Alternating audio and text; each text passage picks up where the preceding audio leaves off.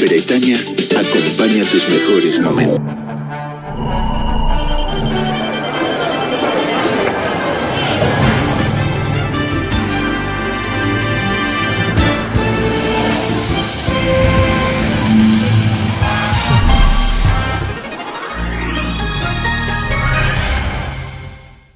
Good morning and thank you for joining us. Today I have this important news to share with you. First,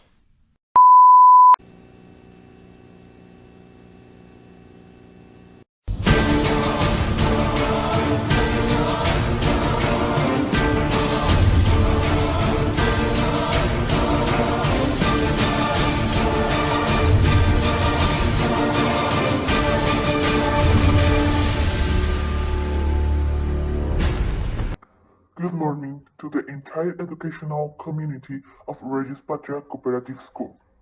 We come here to expose the different educational problems that directly affect teachers and students.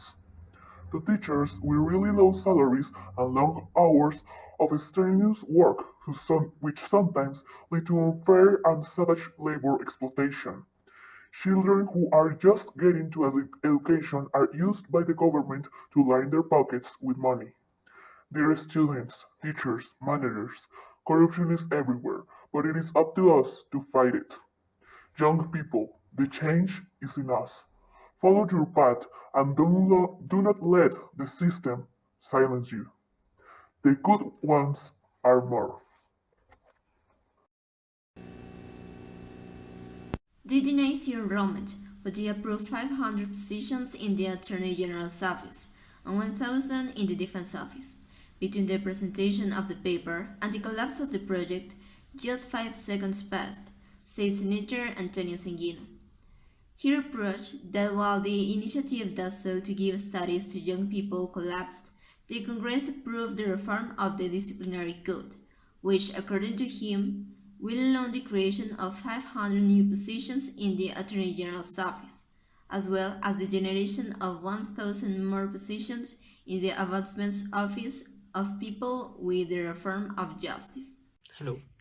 The issue of the alternation has a different opinions among teachers, who by July 15th of this year will have to be fully vaccinated.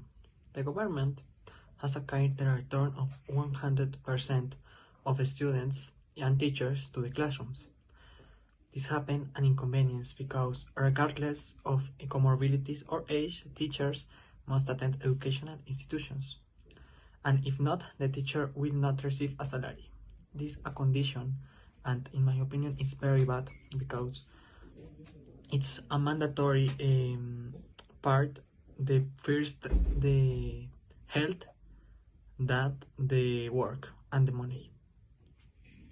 The former president of Colombia, Juan Manuel Santos, apologized this Friday to the victims of so-called false positives, the murders of civilians committed by the military forces to pass off those deaths as guerrilla casualties in combat.